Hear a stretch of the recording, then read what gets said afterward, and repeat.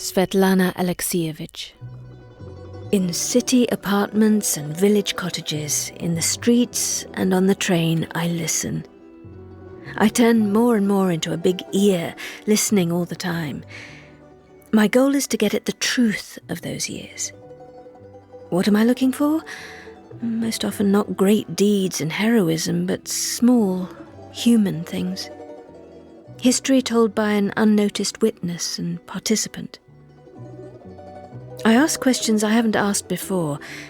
How could one sleep for years in shallow trenches or on the bare ground by a bonfire, go around in heavy boots and overcoats, not laugh and dance, forget about shoes and flowers?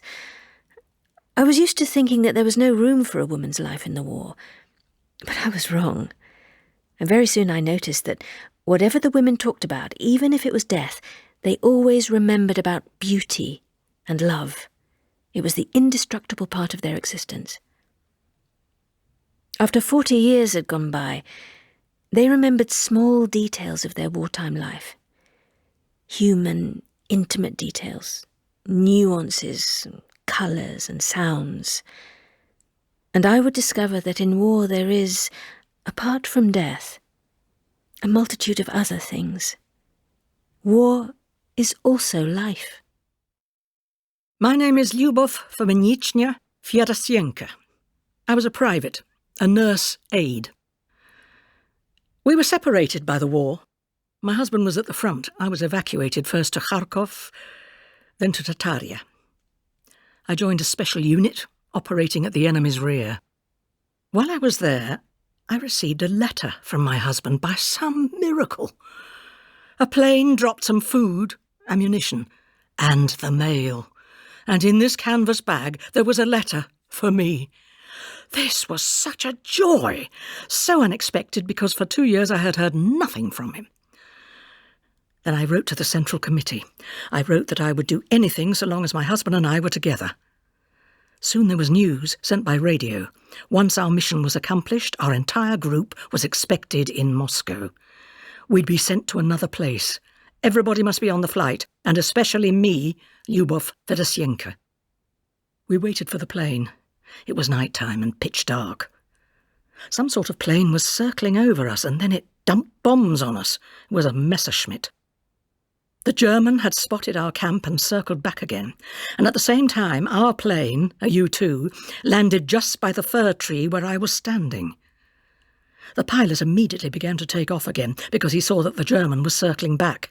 I took hold of the wing and shouted, "I must go to Moscow, I have a permit." He swore, "Get in!" And we flew together, just the two of us, nobody else. In Moscow, I wrote to my husband, "How are we going to meet? I'm in the reserves for now." I asked everywhere, "Send me where my husband is, give me at least 2 days just to look at him once, and then I'll come back and you can send me wherever you like." Everybody just shrugged. So I figured out from the postal code where my husband was fighting, and I went to him. First I went to the regional party committee, showed my husband's address, the papers showing I'm his wife, and said that I wanted to see him. They told me it's impossible, he's on the front line, go back. So I went to the military commandant. He looked at me and gave an order to issue me some sort of clothes. They gave me an army shirt and put a belt on me, and he began to talk me out of it. You know, it's very dangerous where your husband is. I sat there and wept. So he took pity on me and gave me the pass.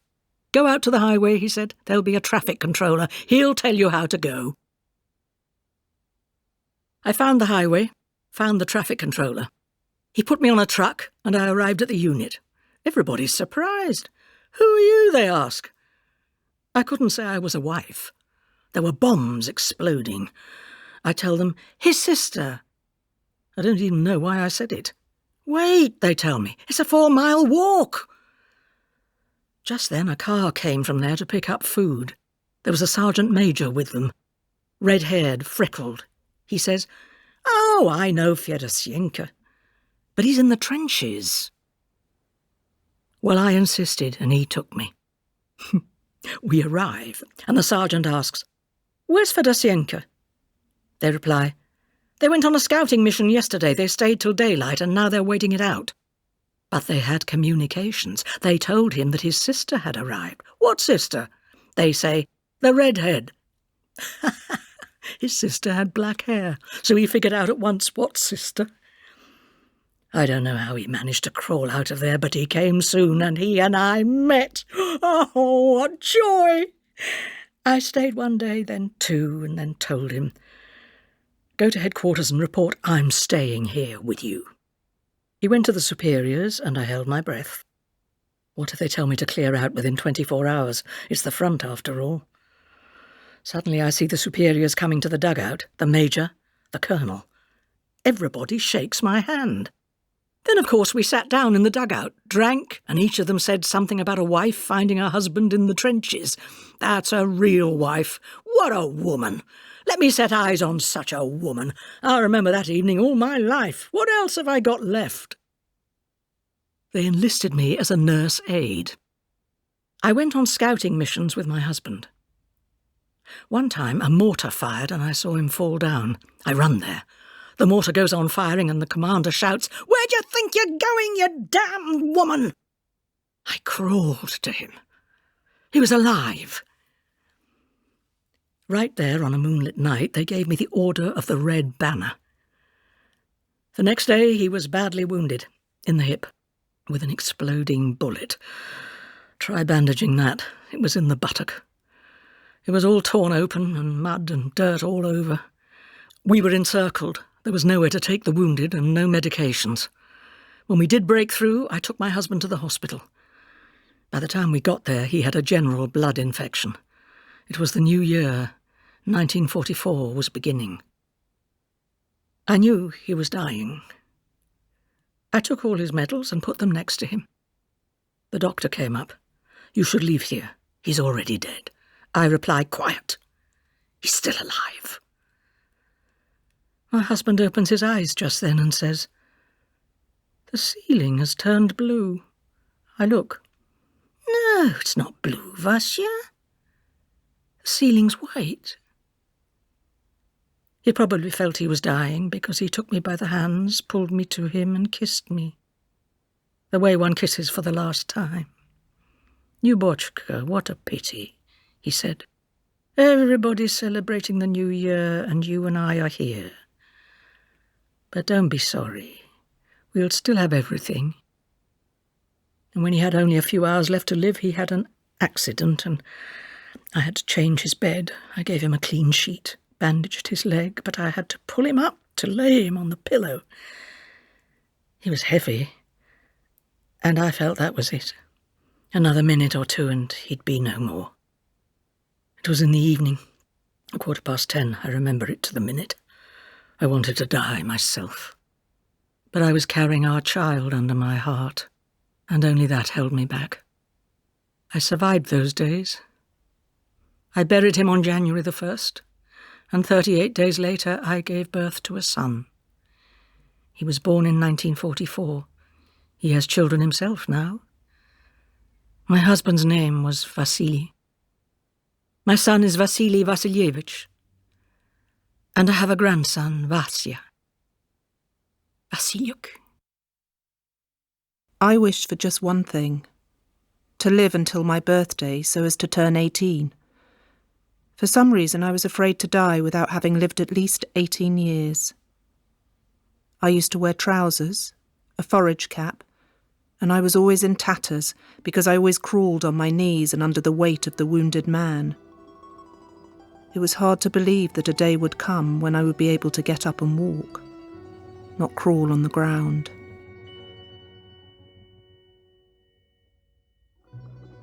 When the train stops, the men make a fire at a halt, shake out lice from their clothes, get dry. I'm wearing a knitted sweater, lice on every inch, every stitch. I feel sick. Head lice, clothes lice, pubic lice, I've got them all. I can't take my clothes off and go and roast the lice together with the men. It's embarrassing. I throw the sweater out and carry on in just my dress. At a station, a woman gives me a jacket and some old shoes. The worst thing is wearing men's underpants. You're at war, you're preparing to die for the motherland, and you're wearing men's underpants. 4 years of men's underpants before they finally issue us women's underpants and brassieres. We march. About 200 girls, then about 200 men. A forced march of 20 miles. We march and leave these red spots behind us in the sand. The women's thing. How can you hide anything here? The army don't provide us with anything. The soldiers come after us and pretend they don't notice anything, don't look under their feet. I arrive on the front line. The commander met me with the words, "Take your hat off, please."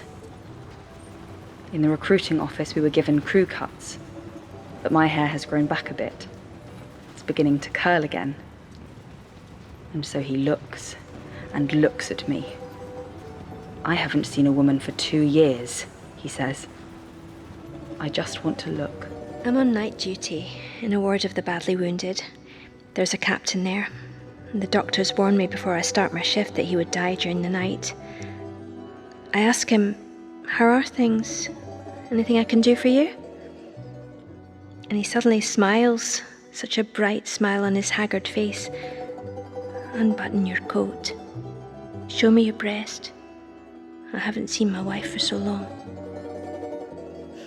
I've never even been kissed before." You ask about love? I'm not afraid of telling the truth. I was what's called a field campaign wife, a war wife, a second one, an unlawful one. The first commander of the battalion, I didn't love him. He was a good man, but I didn't love him. But I went to his dugout after several months, or what else could I do? There were only men around, so it's better to live with one than to be afraid of them all. When there's shooting, they call out, "Nurse, dear nurse." But after the battle, each of them lies in wait for you. All sorts of things happened because we didn't want to die.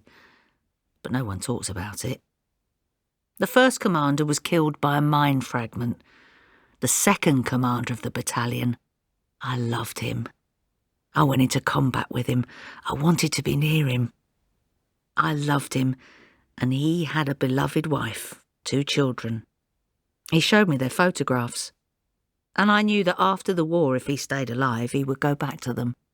So what? We lived such happiness. I didn't want the war to end. It's a terrible thing to say. I was in love. At the end of the war, I got pregnant. I wanted it, but I raised our daughter by myself. He didn't help me. Didn't lift a finger. Not a single present or letter or postcard. The war ended and love ended. He went to his lawful wife and the children. He left me his photo as a memento. But even so, I'm grateful to him for the feeling that I had known with him. I've loved him all my life. I have no need to lie.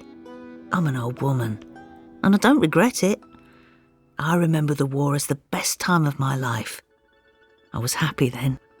Only please don't give my last name for my daughter's sake.